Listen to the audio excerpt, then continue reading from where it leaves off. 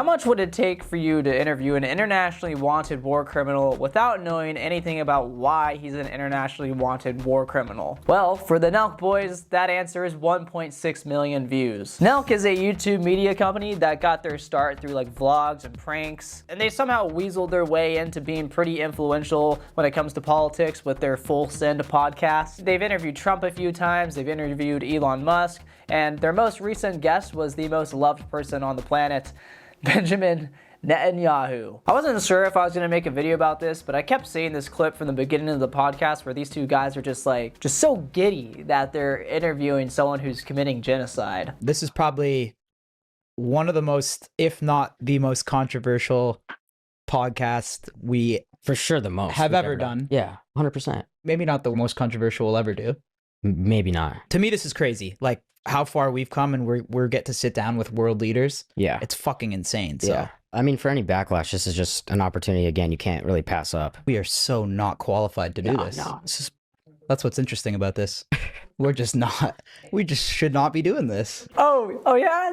Well, maybe you shouldn't be doing it then. This podcast, and quite frankly, another long-form video that came out at the same week that also has some questionable morals behind it. For the 5th time, when Palestinian children are shot in the head by Israeli snipers, is that not the fault of Israeli snipers? What did those children do?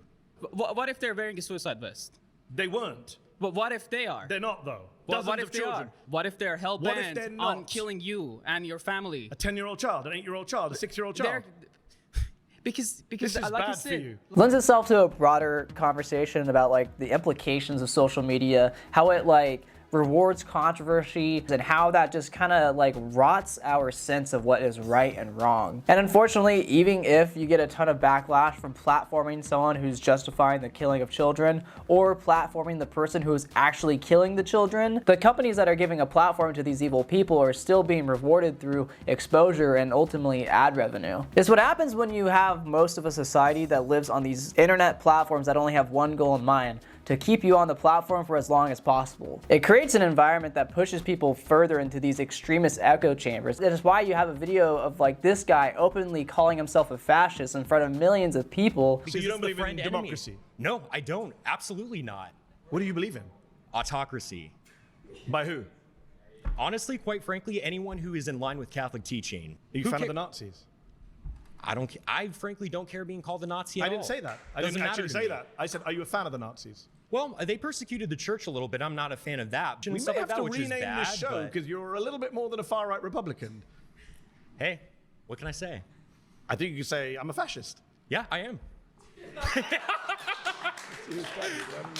Absolutely. I'm just checking who's clapping just to get my set of where everyone is on this. You can make the argument that these are not normal or sane thoughts to have in a free country like ours, and yet this claim that this guy made got claps from around the room that he was in, and also it's gonna get even more claps online. And even if the majority of the comment section has talked about how disgusting these people are, there's two things that are still true. One, this video has 8 million views in just 1 week. And two, the person who openly called himself a fascist set up a GoFundMe page because he lost his job for his political views and was able to raise half the average US salary in just a couple of days. Meaning that while yes, the majority of the comment section has talked about how disgusting these people are, both Jubilee and the fascists have an incentive to keep doing exactly what they are doing. Now let's move on to the main example, the most egregious example so far of why the rotting of what's right and wrong when it comes to putting out digital content is so dangerous. Let's talk about these two, the Nelk Boys, man. How can you hate them?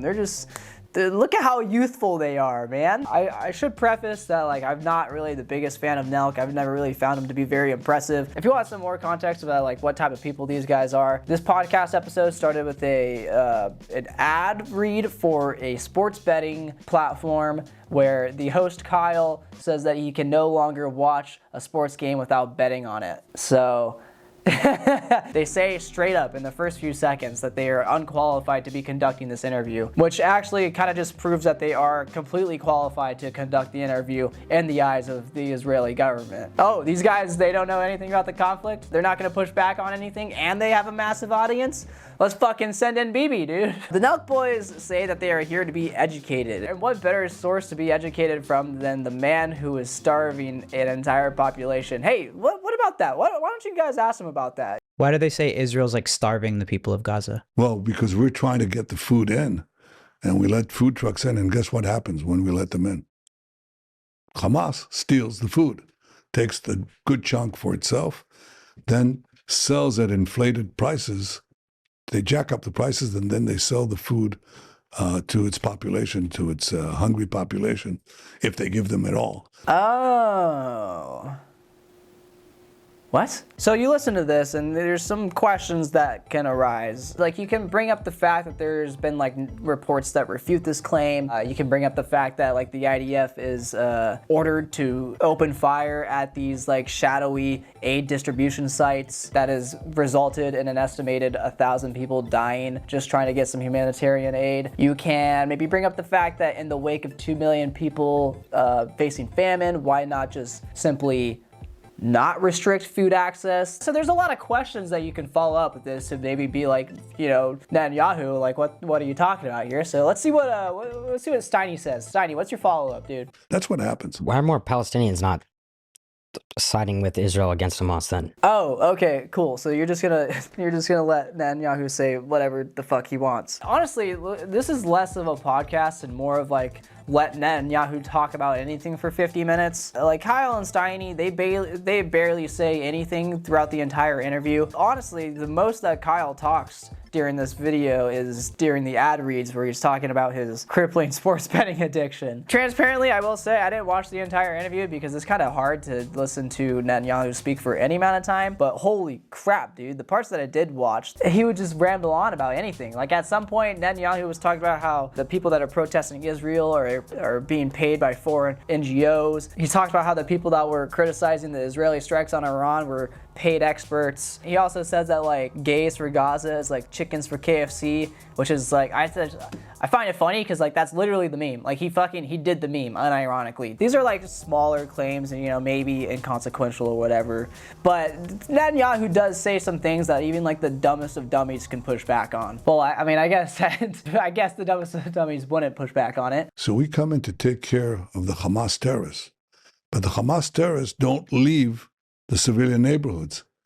And we say to the civilians, we call them up because we have their telephone numbers. We say, leave, please leave. We send them leaflets, millions of leaflets, please leave. You know what Hamas does? They shoot them. You say, we want you to stay because we want to have civilian casualties, because then they can show it on CNN or all these other networks and so on and claim that Israel is deliberately doing this. We're not deliberately doing anything. There are so many questions that you can ask to follow up on this. Okay, so sure, you did the right thing to send out a bunch of the leaflets to tell the civilians to leave. So there's a couple questions. One, where are they gonna go? Do you want to have them go out to sea or something? What the fuck are they gonna go? Two, wouldn't the logical thing to be is to not bomb civilian residencies? That might be a question that these boys can ask. So if you tell them to leave and then they don't leave, and then you bomb their residency and they stay there because, you know, they live there, does that then mean that it's like their fault that they're dead? It's not your fault because you dropped the bomb on their home. It's their fault because they didn't leave the home because you dropped a leaflet to tell them to leave. But no questions from these Nelk Boys at all. They just they fucking just let Netanyahu ramble on. I gotta give credit where credit is due though. These Nelk Boys, they do ask some hard-hitting questions like, what's your McDonald's order? What's your go-to at McDonald's? No, I'll tell you Burger King. Burger King kind of sucks. Yeah. No, you're wrong. The BK Lounge can hit. I disagree completely. You like Burger King over McDonald's? That's your worst take, I think. Absolutely. That's a crazy take. No, that was... It is so insane to me to stare into the eyes of a man who is actively committing genocide and say that his worst take is the fact that Burger King is better than McDonald's. That's his worst take? This dude is starving millions of people, and that's his worst take? The only claim that these boys fucking pushed back on was the fact that Netanyahu said that Burger King was better than McDonald's, dude. That was the only fucking confrontational point that was made in this video. Now, luckily, most, if not all, the comments on this video are negative towards the Israeli government and also towards the Nelk Boys. They're getting a lot of hate. There's also been a lot of backlash on other platforms like X. I gotta say, though, even if every one of the 31,000 comments are negative, it's still a pretty small fraction of the 1.6 million views. Nelk has a very young and impressionable audience, okay? And I gotta say, they're probably not any more intelligent than the hosts. So I don't think it's like an insanely crazy thing to believe that there's thousands, if not hundreds of thousands of people that just listen to this podcast and we're just like, damn, bro, this Netanyahu guy's cooking. The Israeli government let this podcast happen because they knew that the hosts were too stupid to push back on anything. This is not like a crazy concept to believe. The opinion of Israel and the West has slowly been eroding, especially when it comes to young people. Young people, they just aren't big fans of Israel because it's hard to spend a life on social media and miss a photo of a dead child. And also, the Israeli propaganda machine in the West has like slowly been cracking. This was an obvious attempt to kind of push the narrative back into Israel's favor, especially when it comes to young people. And while it can be easy to look at the backlash that Nelk is receiving and be like, looks like Israel's plan backfired, I honestly just don't know if we can completely claim that that's the case. I mean, for all we know, there's still like 1.5 million people that just watched this thing and gobbled up the nonsense. It is completely irresponsible, and yet they don't care, because if they did care, they would just not do the interview. But these are content creators, of course.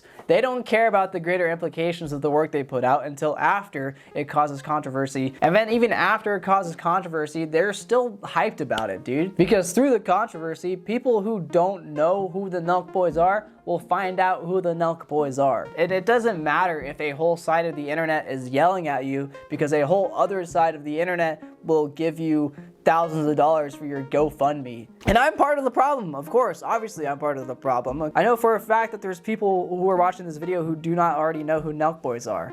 I know that because my parents watch these videos, and there's no way in hell they know who the Nelk Boys are. But you can't just let this be. It is so dangerous to be a platform for unchecked propaganda. The whole podcast was like quite literally state media. Clearly the solution to the problem is to just not take the interview. But in the words of these amazing, bright young hosts, how could you not take this opportunity? This is just an opportunity, again, you can't really pass up. That is the damning piece of evidence that shows exactly where their empty heads were at when thinking about taking this interview. Think of the views, bro. Think of the views, man. This shit's gonna pop off. And it did, okay? Even through the controversy, I know these soulless hacks are just fucking giddy at how many views they're getting. This podcast is their most viewed podcast in 4 months, only being out by an Andrew Tate interview. Okay, cool. At the heart of this issue with both of these videos is the fact that social media is rewarded for keeping people on their platform. And through that, they then reward creators for keeping people on their platform. This then erodes kind of any moral compass that these creators have had. Is why we had Logan Paul filming a dead body in the suicide forest in 2018, and it's why now Candace Owens is doubling down on this insane claim that Emmanuel Macron's wife is a man, despite being in an active lawsuit with one of the most powerful people. I recently finished reading this book. Let me grab it. The Chaos Machine by Max Fisher. It's a fantastic book, and I think that anyone who spends any amount of time on social media should read this book. It dives deep into just how reckless these social media companies are when it comes to promoting content that they know is damaging, but it's going to produce them profit, so how could they not promote it? It's a problem that is caused by the big dogs up top, the Mark Zuckerbergs, the Jack Dorseys, the Susan Wojcicki's, and then it trickles down into the creators and, quite frankly, also the users on the platform, the random racists on X that are posting insane posts. Yeah, that is also caused by what this book is talking about, the endless profit machine of social media. And I know we like to think about how these individual independent creators, they're different than the big dogs. They're different than the big corporations because they're independent and stuff like that. But it's important to remember that your favorite social media creator, their business model isn't that much different from the social media platforms that they live on. And as long as we keep watching videos like one person with empathy versus 20 Hitler worshippers, they're gonna keep making them.